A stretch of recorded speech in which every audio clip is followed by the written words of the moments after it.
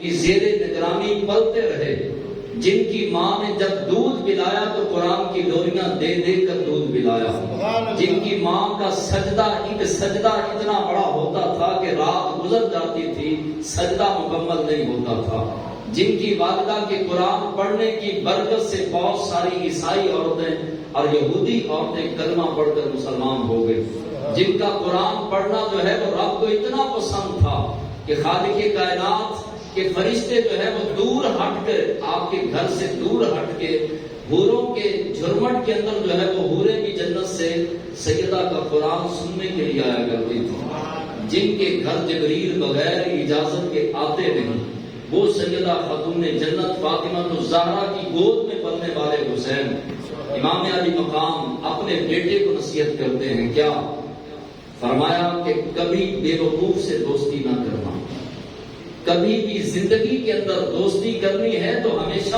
عقل مند سے کرنا، بے وقوف سے دوستی نہ کرنا۔ پہلی نصیحت امام حسین نے اپنے شہزادے کو فرمایا کیونکہ یہ تمہارا فائدہ کرنا چاہے گا، بے وقوف دوست تمہارا فائدہ کرنا چاہے گا، تمہارا نقصان کر دے گا کیونکہ بے وقوف ہے۔ اور فرمایا کہ دوستی کرنا تو درکنار، راستے میں بے وقوف کے ساتھ چلنا پڑے تو بے وقوف کے ساتھ چلنا بھی نہیں۔ امام زین العابدین رضی اللہ تعالیٰ عنہ نے سوال کیا کہ ابا جان اگر ایک طرف شیر ہو دوسری طرف بے وقوف ہو تو کس راستے پہ جائیں؟ تو فرمایا کہ شیر والے راستے پہ چلے جانا، بے وقوف والے راستے پہ نہ جانا۔ یہ امام علی مقام اپنے شہزادے کو نصیحت فرمائے۔ دوسری نصیحت فرمایا کہ جھوٹے شخص سے کبھی دوستی نہ کرنا، جو جھوٹ کا عادی ہو، بات پہ جھوٹ بولنے کی عادت جس کے اندر ہو، کبھی بھی اس کے ساتھ دوستی نہ کرنا۔ اور پھر فرمایا 3 باتیں اپنے بچوں کو تربیت کے اندر سکھانا، 3 باتیں۔ نمبر 1، امام علی مقام امام حسین اپنے شہزادے کو نصیحت فرما رہے ہیں، فرمایا کہ نمبر 1 بچوں کو سچ کی تلقین کرنی ہے، نصیحت کرنی ہے، اپنے بچوں کو سچ کی تلقین دو۔ جب باپ بچوں کے سامنے جھوٹ بولے گا اور بات پر جو ہے وہ پیسے لینے والوں کو جو ہے وہ جھوٹ بول کر جان چھڑائے گا تو کبھی بھی بچے سچ نہیں بولیں گے۔ سب سے پہلے والدین بچوں کے لیے آئیڈیل ہوتے ہیں، رول ماڈل ہوتے ہیں، اور سب سے پہلے جو ہے وہ بچے والدین سے سیکھتے ہیں۔ اب باپ جھوٹ بولے اور بچوں سے یہ توقع رکھے کہ بچے سچ بولیں گے، یہ نہیں ہو سکتا۔ حالانکہ یہ گھرانہ سچا تیری نسل پاک میں ہے، بچہ نور کا، تو ہے عین نور، تیرا سب گھرانہ نور کا، سارا گھرانہ نور کا۔ یہ ہماری تعلیم کے لیے نصیحت کی جا رہی ہے تاکہ اس سے امت مسلمہ کو فائدہ ہو۔ فرمایا کہ بچوں کو سچ کی تلقین دینا۔ نمبر 2، 5 وقت کی نماز کی نصیحت کرنا۔ اب باپ فجر میں سویا ہو، بچے کو کہے، بیٹے کو کہے، بیوی کو کہے، بھائی کو کہے، ہمسائے کو کہے کہ جناب آپ نماز پڑھا کریں۔ اگر وہ آپ کے ڈر کی وجہ سے نہیں بولے گا، عزت کی وجہ سے نہیں بولے گا، دل میں ضرور سوچے گا کہ خود تو خراٹے مارتا ہے اور ہمیں نماز فجر کی جو ہے وہ تلقین کرتا ہے۔ جب ہم خود بے عمل ہوں گے، ہماری زبان سے نکلے ہوئے لفظوں میں تاثیر کا اثر نہیں ہوگا، تاثیر نہیں ہوگی، اور جو ہے وہ ہماری گفتگو، ہمارا کلام بے ڈھنگا، بے ترتیبہ اگر ہو لیکن پیچھے عمل کا زور ہو تو ہمارے بے ترتیب لفظ بھی اگلے کی زندگی بدلنے کے لیے کافی ہوں گے۔ پھر فرمایا امام علی مقام نے فرمایا خدمت کرنا سکھاؤ، اپنے بچوں کو خدمت کی عادت ڈالو، شروع سے عادت ڈالی ہوگی تو یہ بچے تمہارے بڑھاپے میں تمہاری خدمت کریں گے۔ بچے دبانے لگے، پاؤں دبانے لگے، پانی دینے لگے، خدمت کرنے لگے تو والدین فوراً کہہ دیتے ہیں نہیں آپ بیٹھو، نہیں بیٹا آپ کیوں کرو کام، اگر کوئی ملازمہ ہے تو ملازمہ سے یا ملازم سے کام کروا دیا، نہ میرے اور آپ کے امام نے فرمایا کہ بچوں کو شروع سے خدمت کی عادت ڈالو اور ان 3 چیزوں میں کوئی رعایت نہ دو۔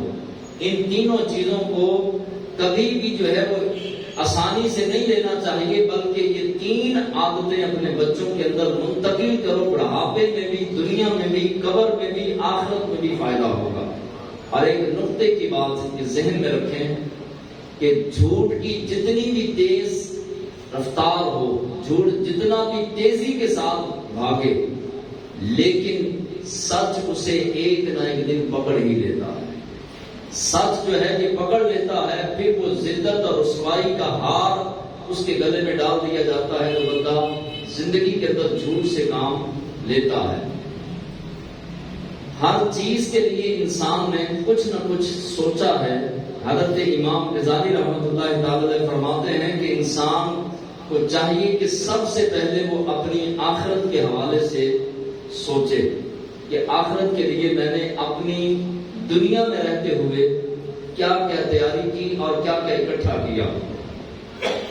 اللہ کے محبوب صلی اللہ تعالی علیہ وسلم نے فرمایا کہ جو بندہ سچ پر قائم رہتا ہے اسے خالق ذوالجلال دنیا اور آخرت کے اندر عزتوں کے تاج عطا کرتا ہے، اور جو جھوٹ کا سہارا دے کر وقتی پریشانی سے بچ جاتا ہے اللہ اس کو دنیا میں بھی ذلیل کرے گا اور آخرت کے اندر بھی رسوا ہوگا۔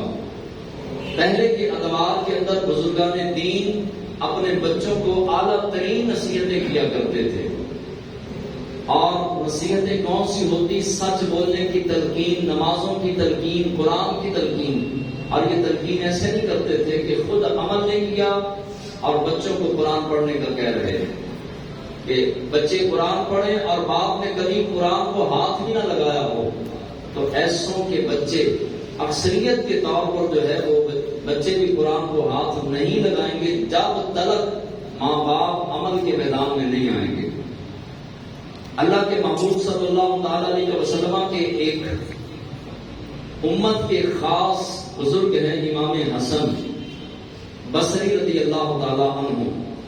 آپ فرماتے ہیں کہ جب انسان سچائی کی ٹھان لیتا ہے تو عرشوں سے اس کی مدد کے لیے خالق ذوالجلال فرشتوں کو بھیج دیتا ہے۔ کسی بھی مشکل وقت میں حضرت ابراہیم بن ادم رحمۃ اللہ تعالی علیہ آپ اپنے گھر میں جلوہ فرما تھے، تو ایک شخص دوڑتا ہوا آیا، آپ کے گھر میں داخل ہوا اور کمرے میں چھپ گیا۔ تھوڑی دیر گزری تو پیچھے سے کچھ لوگ آئے، ہاتھوں میں خنجر ہے اور اسے قتل کرنے کے لیے آئے۔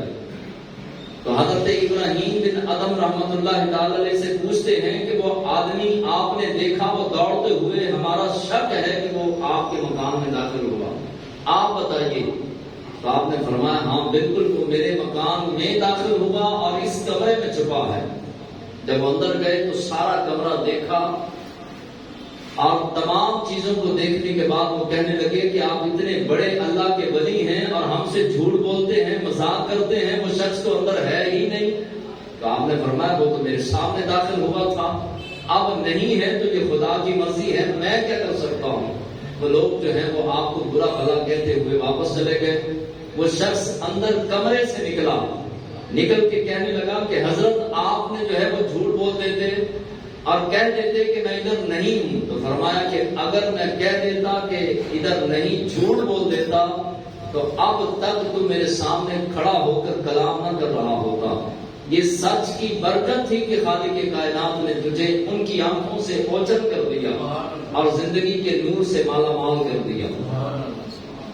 ایک وقت میں جو ہے وہ مسلمان کا اور کافر کا جھگڑا ہوا، اور جھگڑا بھی اس انداز کا ہوا کہ زمین کا تناؤ، زمین کا معاملہ تھا، اور اس پر تناؤ اتنا ہوا کہ آپس میں جو ہے وہ معاملہ اتنا الجھ گیا کہ معاملہ دینی بن گیا۔ ایک پلاٹ تھا، اس پر ہندو اور مسلمان یہ دونوں جو ہے وہ یہ دعوے دار تھے کہ ہندو کہتا تھا کہ میرا ہے اور مسلمان کہتا تھا کہ یہ پلاٹ یہ میرا ہے۔ اب معاملہ الجھ گیا تو مسلمان نے جا کر کے جو ہے وہ عدالت میں مقدمہ درج کر دیا۔ اب مقدمہ ہوا، انگریز جو جج تھا وہ انگریز تھا۔ اب مسلمان نے اور ہندو نے یہ ذاتی معاملے کو دینی مسئلہ بنا دیا۔ اب ہندو کہنے لگا کہ میں نے ادھر مندر بنانا ہے، اور مسلمان کہنے لگا کہ نہیں میں نے ادھر مسجد بنانی ہے۔ معاملہ ذاتی تھا، ذاتیات کا تھا، لیکن اس کو پلٹ کر دین پہ ڈال دیا۔